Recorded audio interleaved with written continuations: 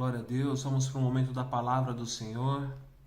Está no livro de Eclesiastes, capítulo 12, versículo 13, que diz: De tudo que se tem ouvido, o fim é: teme a Deus e guarda os seus mandamentos, porque este é o dever de todo homem.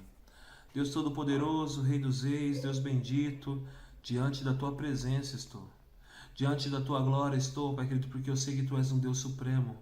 Pai querido, eu sei, Pai querido, que tu és o Deus que domina sobre todas as coisas e está dominando agora a minha vida, o meu coração e falando ao meu espírito para que eu possa ministrar a tua igreja. Deus, que os meus pensamentos agora, Pai querido, sejam lançados fora e que a tua palavra, Pai querido, seja o que ecoe, Pai querido, no meu coração, Pai querido, dos meus lábios para a tua igreja. Pai querido, para que seja mais um momento de ouvir a tua voz como instrução de vida para nós, porque, Pai querido, nós sabemos que a tua palavra é lâmpada para os nossos pés e luz para os nossos caminhos. Te agradeço, Jesus, e te louvo pela tua santa palavra, porque ela é o nosso guia. Tu és o Senhor para sempre e nosso Deus. Te louvamos, Jesus. Amém e amém. Glória a Deus. O livro de Eclesiastes foi escrito pelo rei Salomão, né? E se nós depararmos aqui versículo após versículo, né, nós vamos ver que existem ali lições de vida para nós. Existem versículos que vão dar diretrizes, vão nos dar um norte, uma direção para as nossas vidas e sempre nos instruindo que melhor é viver para o Senhor, melhor é viver com o nosso Deus, sempre nos instruindo que nós devemos depositar a nossa confiança e a nossa esperança no Deus de toda a terra. Então nós devemos louvar ao Senhor e glorificá-lo, porque de fato Ele é o nosso Deus. Salomão, como nós o conhecemos, né? Conhecemos a história dele, né? Sabemos que foi o homem mais rico de toda a palavra de Deus aqui em toda a Bíblia, foi o homem mais rico e o homem mais sábio. Né? A palavra de Deus diz que não existia um homem como ele em sabedoria e em riqueza. Né? Se nós lermos o livro de Crônicas, ali do partido, 2 Crônicas, a partir do capítulo 1, quando ali Salomão ele já é ungido, separado para ser rei de Israel, né? Nós vamos ver os grandes feitos dele, né? E com certeza a história mais marcante de Salomão é a história daquelas duas mulheres que conceberam, deram à luz a um filho, né? Só que uma dormiu, não se atentou, não zelou pelo cuidado do seu filho e acabou dormindo sobre o filho, e esse filho veio a morrer, e ela trocou pelo filho da outra, o filho vivo, e elas vieram brigar ali na presença do rei Salomão, pedindo que ele executasse a justiça sobre a vida delas, né? E nós conhecemos a história. Salomão determinou que a criança fosse morta, né? Partida ao meio, né? Já que as duas queriam filho, davam uma parte para cada uma. E naquele momento, a que era a mãe, ela desejou que era melhor que o filho ficasse com a outra do que viesse a morrer. E esse foi um ato de juízo que Salomão teve que executar como rei da nação de Israel. Né? O rei, ele tinha essa autoridade e as pessoas iam até ele para que ele praticasse juízo sobre a nação, né? Sobre as causas do povo. E Salomão, né? Essa é uma história em que nós conhecemos e deve ter existido outras inúmeras histórias como essa em que Salomão teve que usar a sabedoria que Deus lhe deu para que executasse justiça à pessoa correta. E Salomão, como nós também sabemos a história, né? Davi tinha um sonho enorme de construir um templo para Deus. Mas isso lhe foi impedido, porque a palavra do Senhor diz que Davi foi um homem que tinha muito sangue em suas mãos, um homem de muitas batalhas, de muita guerra, e Deus determinou que quem construiria o templo dele seria uma pessoa que teria um reinado pacífico, um reinado de paz, né? E o próprio nome de Salomão significa paz. E então Salomão foi a pessoa que foi incumbida de construir o templo do Senhor. E Salomão, né, também nós sabemos a história sobre a sabedoria dele. Um dia ele teve um sonho e nesse sonho ele orou, pediu ao Senhor sabedoria. Deus falou para ele pedir o que ele quisesse. E ele orou pedindo sabedoria, e Deus lhe deu sabedoria, e ainda disse para ele: por que você me pediu sabedoria e não pediu riquezas como os outros reis da terra desejam e almejavam? Deus ia, além de torná-lo sábio, ia torná-lo o homem mais rico de toda a terra. E este homem foi Salomão. Um homem que orou ao Senhor e o Senhor respondeu. E não foi apenas uma vez, foi mais de uma vez em que Salomão orou ao Senhor e o Senhor respondeu.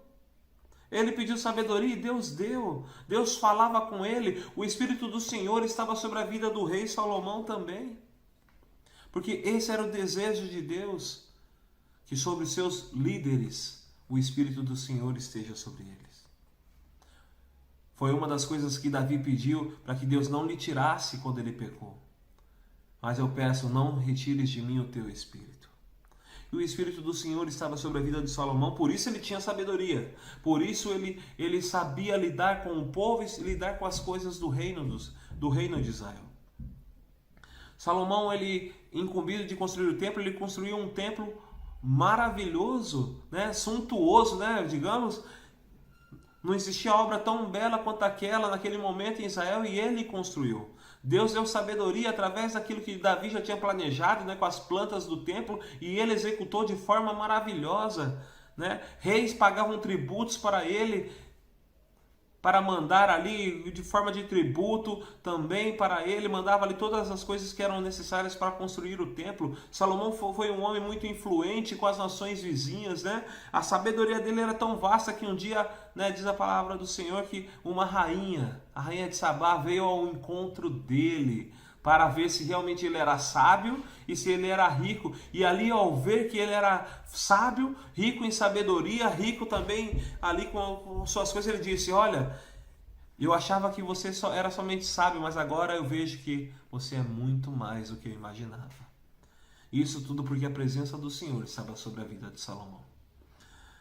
Nós sabemos que Salomão teve uma vida fantástica. Tanto é que ele deixou Salmo escrito, tanto é que ele deixou o livro de Eclesiastes escrito, o livro de Provérbios escrito, o livro de Cantares escrito. Salomão foi um homem que buscou a face do Senhor e obteve resposta do Senhor. Eu e você temos que entender que as nossas vidas têm que depender do Senhor. Tem que depender do Senhor. Se a sua realização não... a realização da sua vida não conter o Senhor nela, a sua vida vai ser a vida mais fracassada do mundo. Porque a palavra do Senhor diz: o que adianta ganhar o mundo inteiro e perder a sua alma? Se você teve todas as realizações que você queria nessa terra, talvez você agora seja um jovem que já estudou, hoje tem um bom emprego, talvez você seja o dono da sua empresa, talvez você seja a pessoa que já conquistou ali coisas que você fala assim: na minha idade eu nunca vi ninguém conquistar coisas como essa. Ou talvez você fala: na minha família eu não vi ninguém conquistar as coisas como eu conquistei até agora. Porque você colocou metas. Mas se essas suas metas não estiverem firmadas em Deus, elas são passageiras. Assim como a sua vida é passageira nessa terra. Se as suas metas não estiverem firmadas em Deus, elas são passageiras. Você pode levar a vida inteira sendo rico, mas pode chegar no fim da sua vida e ser o homem mais pobre, miserável, cego e nu, porque não teve um encontro com Deus, com o Senhor das nossas vidas, não teve um encontro com Jesus. E talvez seja esta a oportunidade para a sua vida hoje, ouvindo a palavra do Senhor, aonde ele diz aqui no livro de Eclesiastes, capítulo 12, versículo 13, de tudo que se tem ouvido, o fim é: teme a Deus e guarde os seus mandamentos, porque este é o dever de todo homem. Como está o seu temor a Deus? Como está o seu temor diante de Deus? Como está o seu coração voltado para Deus? A palavra do Senhor diz que de tudo que se deve guardar, guarda pois o seu coração, pois dele procedem as saídas da vida. Como está o seu coração? O que está guardado dentro dele? O que está guardando e blindando o seu coração para que nada de ruim entre dentro dele? Como estão os seus pensamentos acerca das coisas de Deus? Porque todos nós temos sonhos. Todos nós temos vontade de conquistar muitas coisas nessa terra. Mas se nós não conquistarmos a presença de Deus preenchendo cada espaço das nossas vidas, tudo é perdido. Irmãos, nós precisamos entender que o mais importante para nós é a vida com Cristo, do que qualquer outro benefício que possamos conquistar aqui. Então hoje eu vou perguntar para você e pergunto a mim no meu coração, qual é a minha maior necessidade? Qual é a sua maior necessidade hoje? Qual é? Porque Deus perguntou para Salomão qual era a maior necessidade dele. Deus perguntou para Salomão qual era a maior necessidade dele. E ele era a pessoa que tinha ali autonomia para pedir riquezas. Porque Deus perguntou qual era a necessidade dele. E ele pediu sabedoria. Ele podia ter pedido ali um benefício instantâneo. Olha, de vez de eu ter que construir o templo, faça surgir o templo. Ele podia pedir coisas mirabolantes, que trariam benefícios para ele somente. Mas ele pediu sabedoria para poder guiar o povo dele. Ele pediu sabedoria para poder guiar uma nação inteira. Ele pediu sabedoria para poder guiar uma nação em retidão e em santidade ao Senhor. Se Deus agora, neste momento, te perguntasse qual é a sua maior necessidade, o que você pediria? O que você pediria se Deus perguntasse qual é a sua maior necessidade hoje? O que viria à frente? Será que viria a promoção no seu emprego? Será que viria mais clientes para o meu comércio, para a minha empresa? Será que viria, no seu coração, Deus, aperfeiçoa-me para ganhar mais? Ou viria, Senhor, me dê sabedoria para ganhar mais almas.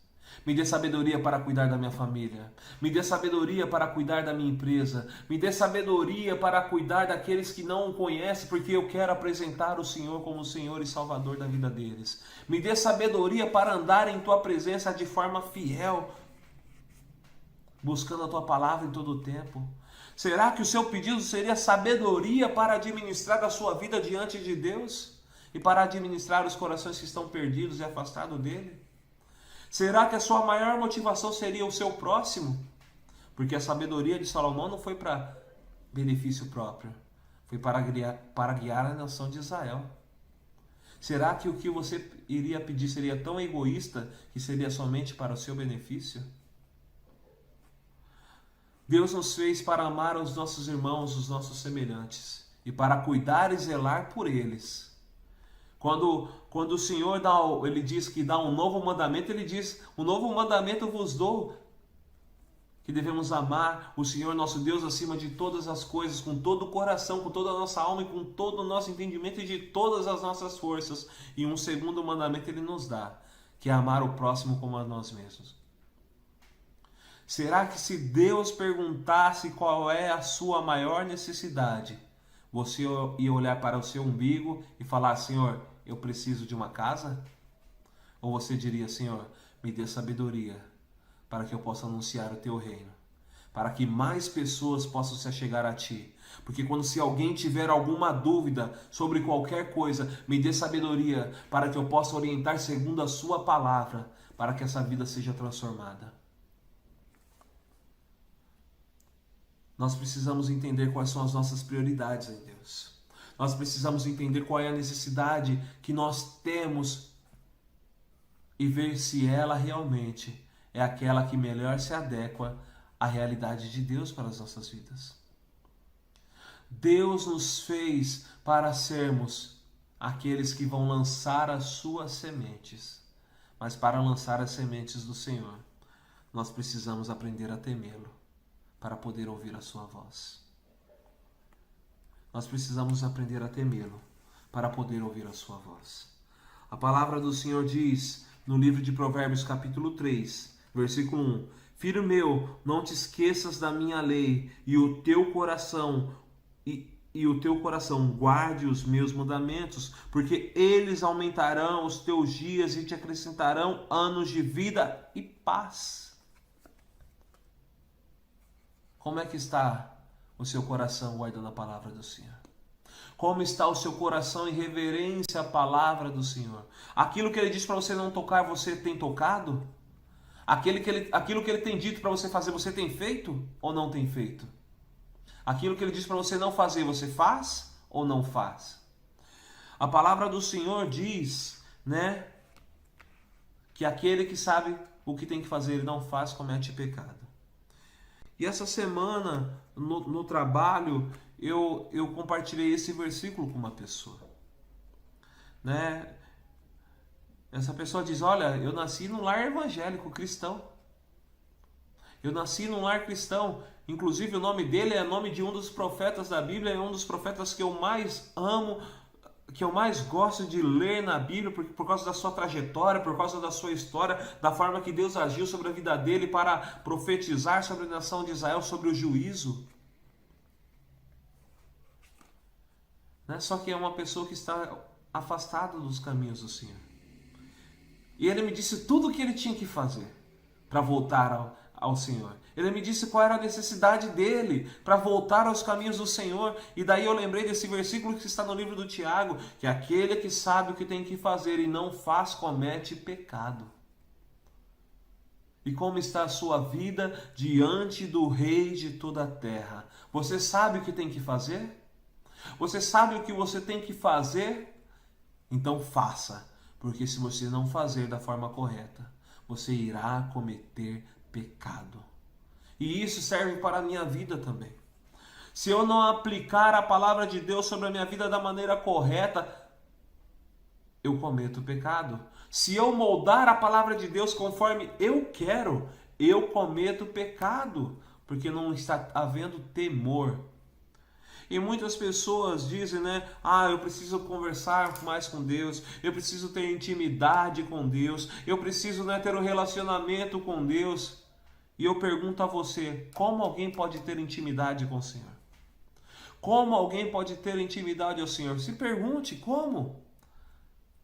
Porque eu aprendi uma resposta através da palavra de Deus.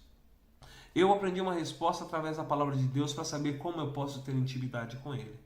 E ele diz no livro de Salmos, capítulo 25, versículo 14, é um dos versículos que talvez em pregações eu já tenha falado, e já falei por diversas vezes, mas é o versículo mais claro para que eu e você possamos saber como nós podemos ter intimidade com o Senhor.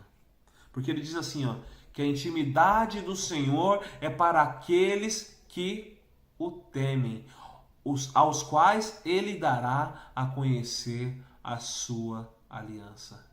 A intimidade do Senhor é para aqueles que o temem. A intimidade do Senhor é para aqueles que olham a palavra dele e falam, eu vou fazer conforme ela diz, porque se eu fizer dessa forma, vai dar certo.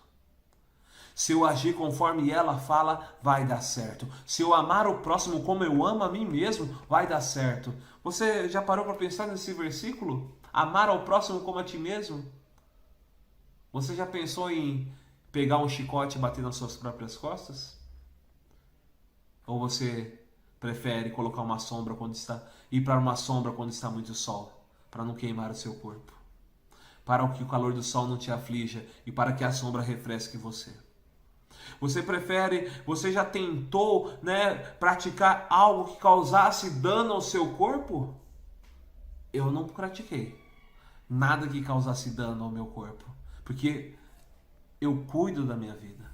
É a mesma coisa, é a sua responsabilidade diante da palavra de Deus com o seu próximo. Ultimamente, o que mais se vê é indiferença entre as pessoas. Quer seja da igreja, quer seja uma pessoa que você não conhece ou alguém que você conhece. A primeira coisa que nós fazemos quando sabemos de alguma situação difícil, talvez, é simplesmente dizer, tá nisso aí porque viveu a vida inteira praticando determinado erro. Tá assim porque não quer trabalhar. Tá, nós já colocamos a sentença sobre a vida da pessoa. E eu não estou omitindo a minha vida. Em algum momento da minha vida eu já fiz isso, mas hoje eu penso com uma outra realidade em que eu tenho que ajudar. Né? Quantas vezes você olha para um dependente químico e julga, ele está nisso porque ele escolheu viver dessa forma? Quantas vezes você já se afastou de pessoas que você sabe que iriam contar os seus problemas e simplesmente, lá vem a pessoa que vai contar os problemas, em vez de você ajudar, você se afastou porque não queria ouvir os problemas dele e nem ser a solução para os seus problemas. Irmão, temor à palavra de Deus é cumprir o que ele manda. Nós temos que cuidar uns dos outros, nós temos que levar as pessoas a Cristo, nós temos que levar as pessoas a compreenderem que Cristo os ama. Mas como as pessoas vão perceber que Jesus os ama se nós mostramos indiferença para as outras vidas? Como as pessoas vão entender que elas são amadas por Deus se nós que dizemos que somos filhos de Deus nos mostramos indiferentes? Que amor de Deus é esse que nós não conseguimos sentir um amor pelo próximo, pelos problemas e dificuldades que eles passam? Que amor é esse que quando uma pessoa pede um alimento você não dá? Que amor é esse? Que amor é esse que você julga a necessidade da pessoa? Se nós parássemos de olhar para o motivo que a pessoa está vivendo aquela dificuldade e olhássemos para ela como uma pessoa que Deus deseja abençoar, nós iríamos cuidar dessa pessoa. Mas nós sempre colocamos as suas dificuldades como um parâmetro para o destino da vida dela. Lembre-se de uma coisa, eu e você não somos juízes da vida de ninguém. Eu e você não somos juízes, nós somos aqueles que devem temer a palavra do Senhor e abençoar. Somos aqueles que devem temer a palavra do Senhor e liberar a palavra de vida. Não devemos reter a palavra de vida que está em nós.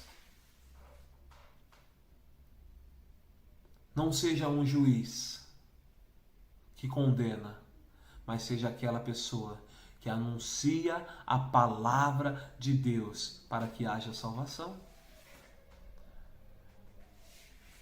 Eu e você devemos entender que a palavra de Deus tem que ser o guia das nossas vidas.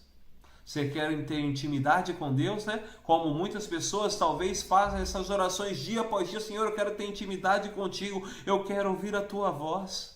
E Deus está dizendo assim, ó: a minha intimidade é para aqueles que me temem, e esses eu darei a conhecer a minha aliança, a esse eu darei a conhecer os meus segredos.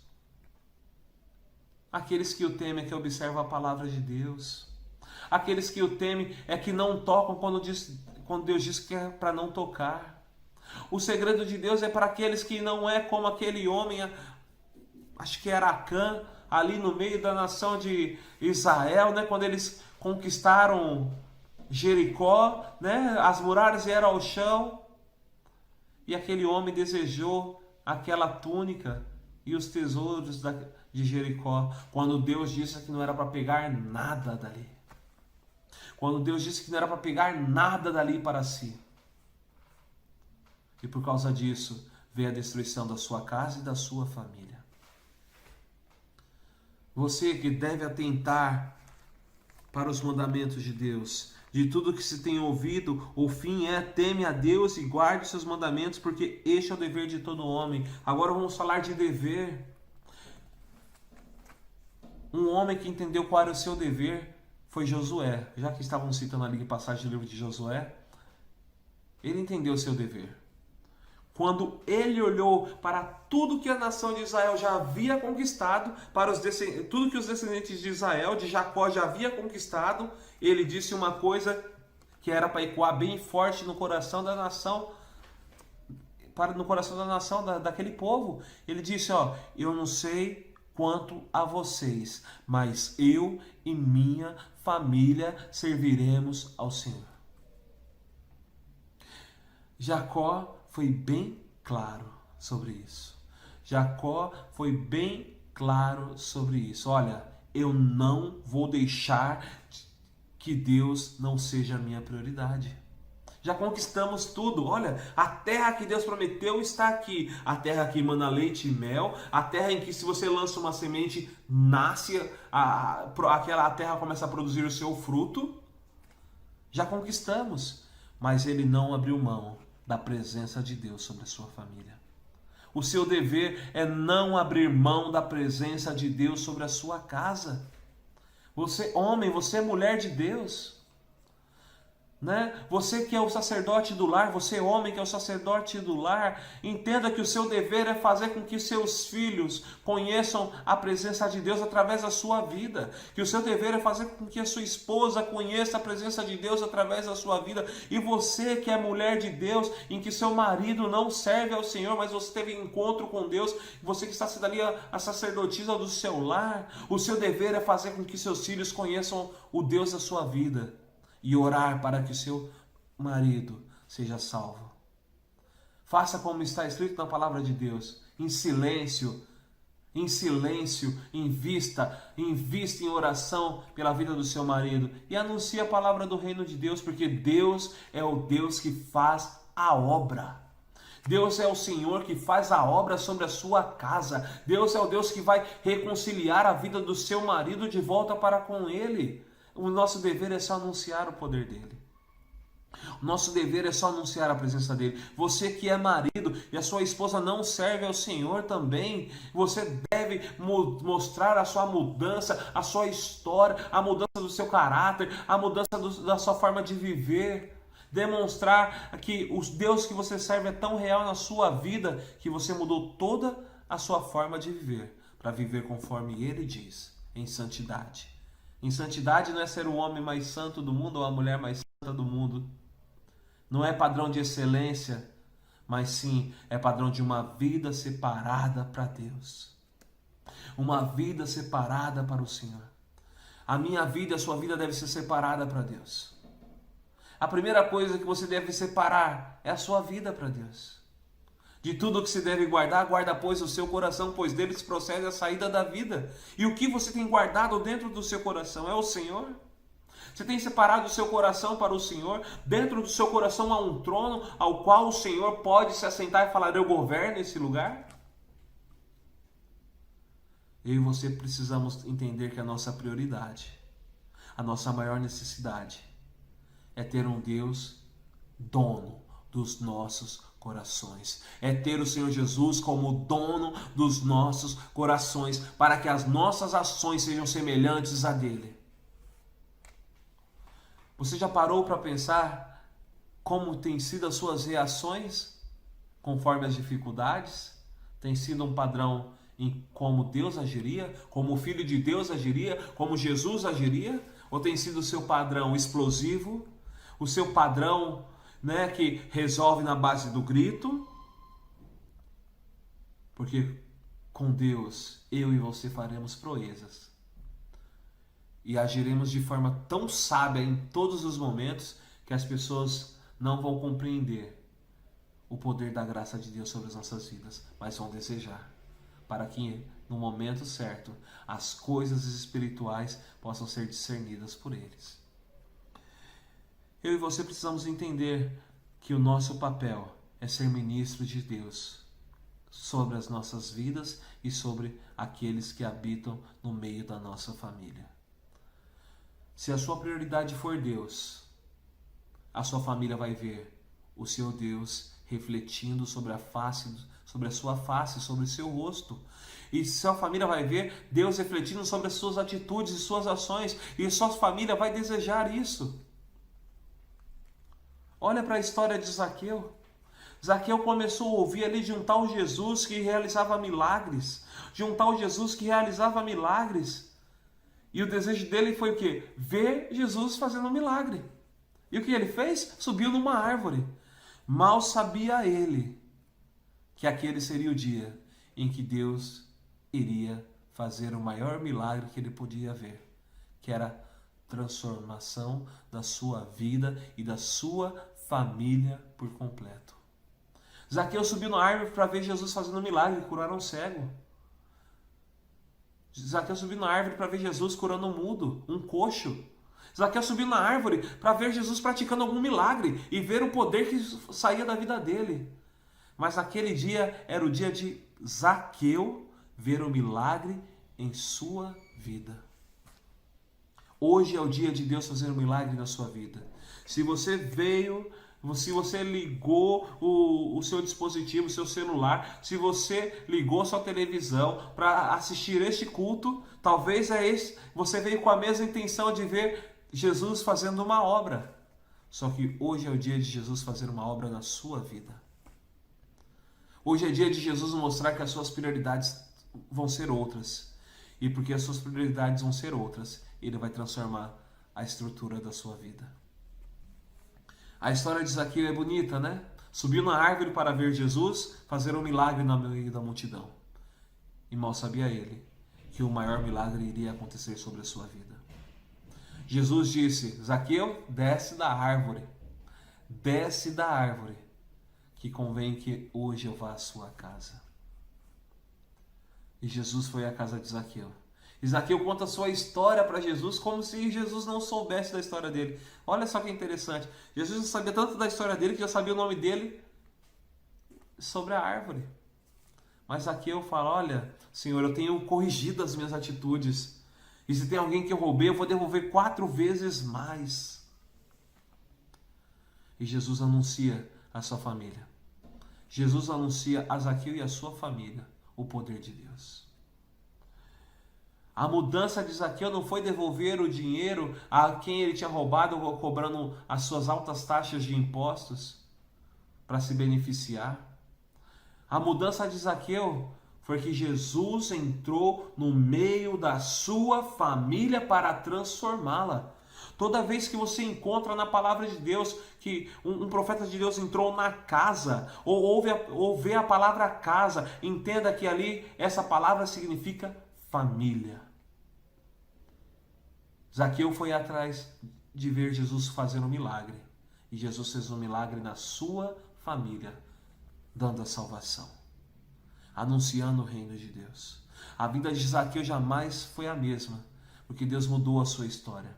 De um homem que era ali uma pessoa que aumentava os impostos para benefício próprio. Se o valor de imposto era 1 denário, ele começava a cobrar 1 denário, 2 denários, para que 1 denário fosse para Roma e 1 denário para ele, para que ele pudesse enriquecer. Mas, através do encontro com Jesus, ele iria devolver àqueles que o roubaram. Por causa do seu encontro com Jesus, ele viu que a vida de corrupção não podia levá-lo a lugar nenhum. Ele viu que aquele enriquecimento ia trazer condenação e maldição e morte para a sua vida. Mas quando ele olhou para Jesus, ele viu que se ele restituísse e seguisse os mandamentos de Deus, ele iria encontrar a vida verdadeira. E a paz e a alegria que o mundo não pode dar, mas Jesus podia dar. Porque quantas pessoas olham para tudo que conquistaram, mesmo que de forma ilícita, e se sente seguro, e não quer devolver de forma alguma. Olha o estado de corrupção que há na nossa nação.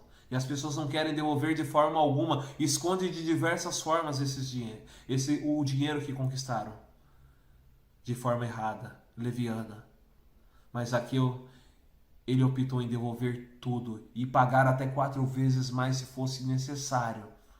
Porque ele já não estava entendendo que a segurança nessa terra era a melhor opção para a vida dele. Ele estava entendendo que a segurança e juntar tesouro nos céus era mais importante. Zaqueu estava observando ali que juntar tesouro nos céus era mais importante, porque ali a traça e nem a ferrugem podia corroer ou enferrujar o seu tesouro. Mas ali ele estaria seguro que viveria com o Pai eternamente. Jesus entrou na vida de Zaqueu para mudar a história dele. E Jesus hoje está vendo você, está te chamando pelo seu nome para mudar a sua história. Porque tudo que você conquista nessa terra hoje não há de se comparar com a glória futura e vindoura que Deus tem reservado para você na presença dele. Tudo que você conquista neste momento não há de se comparar com aquilo que Cristo tem a revelar para nós na sua glória vindoura. Irmãos, nós vamos estar diante de Deus e adorá-lo face a face. Lá onde, como tem uma música da Cassiane que diz, imagine um lugar onde tudo é muito lindo. Aonde a rua é de ouro, aonde há um rio cujas águas são cristalinas, e você vai estar diante do seu Deus para todo sempre o adorando. E a face do nosso Deus ali naquele lugar vai brilhar mais do que o sol. E nós vamos contemplá-lo. Vamos poder cear com ele junto à mesa dele e dizer: reina o Senhor entre os povos. e dizer: seja exaltado o Senhor das nossas vidas, e dizer o quanto estamos alegres de viver na presença dele. Zaqueu mudou a sua história. Ele percebeu que tudo aquilo que ele tinha adquirido nessa terra não era mais importante do que viver uma vida eterna com Deus. Eu e você temos que entender que esse é o momento em que você está sobre a árvore e Jesus está te chamando. E entender que tudo aquilo que ele conquistou na cruz por nós é mais importante do que qualquer bênção que nós possamos obter hoje aqui nessa terra. Irmão, peça sabedoria a Deus. Peça sabedoria para que ele possa ensinar você a conduzir a sua vida na presença dele. Quer intimidade com Deus? O temor do Senhor é o princípio da sabedoria. Quer intimidade com Deus? O segredo do Senhor é para aqueles que o temem, aos quais ele dará a conhecer a sua aliança, os seus segredos. Nós precisamos entender que a nossa vida sem a presença de Deus não vale nada. Zaqueu subiu na árvore para ver um milagre na vida de outra pessoa, mas quem recebeu o maior milagre foi ele. Você está ouvindo essa palavra hoje e talvez você pense: vou mandar para alguém, mas hoje é o dia de você receber Jesus na sua casa. Hoje é dia de você receber Jesus na sua vida e na sua família, porque talvez até este momento você achou que conhecia Jesus, talvez até este momento você achou que tinha um relacionamento com Ele, talvez até este momento você conhecia Jesus de ouvir falar, mas chegou o momento de você falar: Jesus, eu quero te ouvir, mas eu quero andar contigo. Eu não quero só de ouvir falar. Eu quero andar contigo, porque Jó disse isso para Deus. Antes eu conhecia de ouvir falar, mas agora eu te conheço, de andar contigo, de andar contigo. Foram momentos difíceis que Jó passou, mas quando ele entendeu a revelação do Senhor sobre a vida dele, quando ele entendeu qual era o poder de Deus sobre a vida dele e como Deus iria trabalhar sobre a sua vida, foi o momento em que ele conheceu a Deus, um Deus que andava com ele, não que ele ouvia, não um Deus que ele ouviu falar por gerações, mas de um Deus que era íntimo. Talvez você achou que conhecia Deus, e hoje eu quero te apresentar um Jesus que é íntimo, verdadeiro e pessoal, e que não te desampara e não te deixa só. Esse Jesus morreu por você na cruz do Calvário. Não para que você somente fosse para os céus, mas para que você vivesse com Ele hoje, para que a palavra dele fizesse morada no seu coração hoje e o poder e a autoridade dele estivesse sobre a sua vida.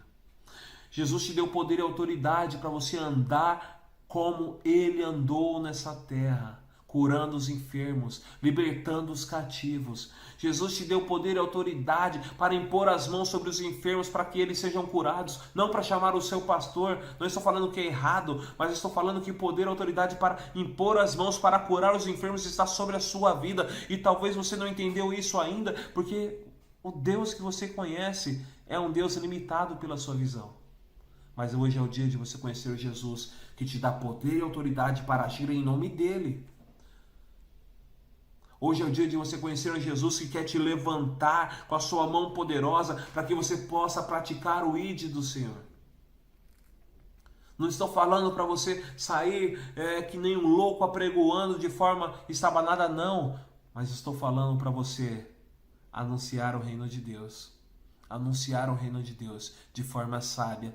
Porque se você não sabe o que falar, pode ficar tranquilo, que o Espírito Santo de Deus irá te dar as palavras certas para anunciar o reino de Deus. Sabe por quê? O reino de Deus não é seu, é dele. E ele deseja alcançar vidas para ele, através da sua vida. Você precisa entender que você é um instrumento de Deus para os perdidos, para as almas. Talvez o que você precisa saber é como Salomão agiu. Salomão, quando pediu sabedoria, ele não pensou nele. Ele pensou na nação de Israel. Talvez o que você precisa entender agora é que Jesus não pensou nele, ele pensou em você. E agora chegou a hora de você não pensar em si, mas pensar naqueles que estão ao seu lado e anunciar o reino de Deus. Quer ser íntimo de Deus? Tema a palavra dele. E ele disse para você: ide e anunciai o reino dos céus. Ide, anunciai a palavra do reino. Ide, impõe as mãos sobre os enfermos, orai por eles para que eles sejam curados. Ide e pratique a palavra de Deus. Entenda que Deus deseja usar você como bênção para esta nação. Não somente o seu pastor, não somente uma pessoa que você conhece que é usada por Deus. Sabe por que a outra pessoa é usada por Deus e você não? Porque aquela pessoa deseja ser usada por Deus. E ela age para que seja usada por Deus. Deseje ser usado por Deus para abençoar o seu irmão. Teme ao Senhor. Teme ao Senhor. Vou ler de novo o versículo. De tudo que se tem ouvido, o fim é: teme a Deus e guarde os seus mandamentos, porque este é o dever de todo homem. O seu dever é cumprir os mandamentos de Deus. E ele deixou um para você, que é: ide por toda a terra e anunciai a palavra do Senhor. Entenda que Deus hoje te chama para mudar a sua história, mudar a sua vida, para que você possa mudar muitas vidas ao seu redor. Deus hoje te chama para mudar a sua história. Te chama pelo nome, como Ele me chamou. Ele me chamou Cristiano. Hoje convém que eu entre em sua casa e ceie contigo. Cristiano, hoje convém que eu fale contigo e mude a história da sua vida, para que você possa mudar a história de muitas vidas. E hoje Deus está te chamando pelo seu nome, dizendo: chegou o dia de eu mudar a sua história, para que você possa mudar a história de muitas vidas, através do meu nome. Permita-se ser usado por Deus. A intimidade do Senhor é para aqueles que o temem, os quais Ele fará conhecer a sua aliança. Deus quer revelar os seus segredos para você. Pratique a palavra dele. E você irá demonstrar que você o teme. E ele vai te usar no meio da sua família, no meio da sua casa. Sabe aquele parente que não diz que não suporta ouvir a palavra de Deus? Ele vai usar a sua vida para que esse parente possa conhecer a palavra de Deus. Um dia ele usou minha vida no meio da minha família. E uma pessoa foi salva. A palavra do Senhor diz que uma alma que se arrepende vale mais do que o mundo inteiro. E eu tenho alegria e prazer em saber que Deus transformou uma vida. E eu sei que, além dessa, muitas outras Deus irá transformar. Deus irá transformar através da minha vida, porque eu entendi que a minha vida não pertence a mim, mas pertence a Deus. E Ele deseja fazer a sua obra através de mim. Zaqueu teve a sua vida transformada e da sua família. Jesus entrou na sua casa e mudou a história da sua casa. E eu tenho certeza que o comportamento de Zaqueu transformou vidas. Quando ele devolveu o dinheiro que tinha roubado, ele transformou vidas, porque ele pôde anunciar: antes eu não conhecia a Deus, era só de ouvir falar, mas agora eu ando com Ele. E talvez aquela pessoa que recebeu restituição foi uma das pessoas que foram alcançadas pelo testemunho de Zaqueu. No que você roubava? No que você enganava? Que você vai chegar para essa pessoa e vai pedir perdão, e essa vida vai ser transformada. Que você vai chegar para essa pessoa e vai anunciar o reino de Deus, e essa vida vai ser transformada. Deus abençoe a sua vida. Eu vou orar por você agora. Eu vou orar para que Deus te use, para que Deus o torne um homem sábio como foi Salomão, para que você possa conquistar muitas almas para o Senhor. Eu vou orar para que você seja uma mulher sábia como foi o rei Salomão, para que você possa instruir os seus filhos, a sua família e conquistar muitas almas ao Senhor. Vou orar para que você seja um homem sábio, uma mulher sábia, que vai impor as mãos sobre os enfermos para que eles sejam curados, que vai anunciar o reino do Senhor para que as pessoas sejam salvas, que vai impor as mãos sobre aqueles que estão aflitos e angustiados, para que essa angústia saia e que a paz de Deus reine sobre essa vida. Eu vou orar para que você seja cheio do Espírito de Deus. Mas eu vou orar. Mas quem tem que desejar e praticar é você. Então, enquanto eu faço essa oração, que você coloque a sua vida diante de Deus e almeje cumprir a vontade dele. Porque Deus quer te usar no meio dessa geração perdida. Deus quer te usar para que você anuncie o reino dele. Deus Todo-Poderoso, Rei dos Reis, Senhor dos Senhores, eu te adoro, eu te exalto, glorifico o teu nome, porque eu sei que tu és o Senhor das nossas vidas. Deus, eu oro pelos teus servos que estão ouvindo essa palavra hoje. Alguns que estão ouvindo essa palavra, talvez seja um momento de ele dizer: eu me rendo ao Senhor, eu entrego a minha vida a Deus, porque eu sei que ele tem um propósito para mim, e o propósito não é que eu viva bem nessa terra, mas que eu viva para ele, porque se eu viver para ele, eu vou viver bem. Eu oro, Pai querido, para que o Senhor derrame o teu poder, a tua sabedoria, a tua autoridade, Pai querido, sobre a vida de cada um desses, ó Pai querido, que hoje estão fazendo, ó Pai querido, uma aliança contigo, dizendo: Senhor, eu não vou recuar, eu não vou voltar atrás, mas hoje eu vou te seguir de todo o coração para viver conforme a tua palavra. Eu oro, Pai querido, por aqueles que estão dizendo: eu quero ter intimidade com o Senhor. Eu oro, Pai querido, para que o temor do Senhor, que é o princípio da sabedoria, seja no coração deles, ó Pai querido. Eu oro, Pai querido, para que o entendimento da tua palavra seja mais clara sobre estes corações, ó Pai. Eu oro, Pai querido, para que os teus servos, ó Pai querido, busquem, Pai querido, com todo o coração e com todo o entendimento. Pai querido, que aumente o desejo nos corações, que aumente o desejo pela sua presença. Em nome de Jesus. Eu oro, Pai querido, que a revelação da tua glória, Pai querido, cumpra efeito sobre cada um que está ouvindo esta palavra, porque a tua palavra diz, ó Pai querido, que como a chuva, Pai querido, rega a terra, Pai querido, e ela faz brotar, germinar a semente, e a semente brotar os seus ramos, Pai querido, e depois essa semente, depois de brotar, dar frutos. Assim seja sobre os que estão ouvindo esta palavra hoje. Eles possam gerar frutos da tua palavra sobre eles, do teu poder, da tua autoridade que já está derramada sobre eles, porque a tua palavra é quem diz, a tua palavra que diz que o Senhor nos deu poder e autoridade, a tua palavra que diz que nós devemos agir em teu nome. Então, Pai querido, eu só confirmo ela sobre essas vidas, que eles possam viver com intensidade do teu poder e da tua glória, em nome do Senhor Jesus. Eu oro e agradeço a ti, porque tu és o Rei dos Reis, o Senhor dos Senhores, o Príncipe dos Reis da terra, o nosso Salvador. Deus, usa a cada um que está ouvindo essa palavra e vai aplicá-la em seu coração. Pai querido, que eles possam ser, ó Pai querido, como um homem, como diz no livro de Salmos, capítulo 84, como um homem cujos os corações estão os caminhos aplainados, aos quais, passando por lugares áridos, por terras secas, torna aquele lugar um manancial, e vem as primeiras chuvas e enche aquele lugar de bênçãos. Deus, que sejam homens, ó Pai queridos, e mulheres, que por onde andar, jorrem as fontes das águas vivas, que é Jesus. E essa fonte das águas vivas torne aquele lugar um manancial de águas vivas. E aquelas vidas sejam transformadas. Pessoas que têm a sua vida como terra árida e seca, sejam transformadas, porque entenderam que a prioridade daquele que anunciou o reino de Deus não era ter as suas próprias bênçãos, mas era abençoar a sua vida.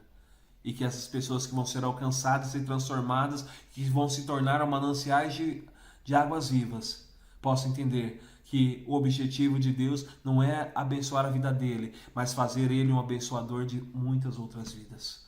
Deus, que seja assim, ó Pai querido, sobre as nossas vidas, que possamos abençoar o nosso próximo com o teu poder e com a tua autoridade, para que mais e mais pessoas venham ser libertas por ti. Usa as nossas vidas, Deus, porque nós sabemos que eu sei, Pai querido, que o Senhor nos envia, assim como enviou os 70 e os 12. E depois que nós somos enviados, e anunciamos a tua palavra, o Senhor vai fazer como fez com aqueles homens e vai passar por aquelas cidades. O Senhor vai passar pelas vidas a quais nós anunciamos o teu reino e irá transformar.